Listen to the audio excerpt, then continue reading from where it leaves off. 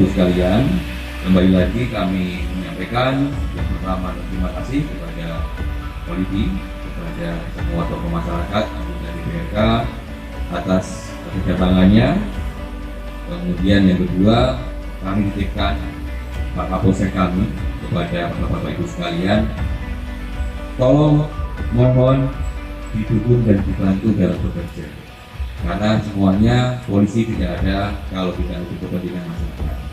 Kemudian yang kedua, berilah sebuah teguran kepada Pak Kapolsek atau kepada saya, Kapolres, untuk kira-kira kebaikan dan pelanggaran ke depannya.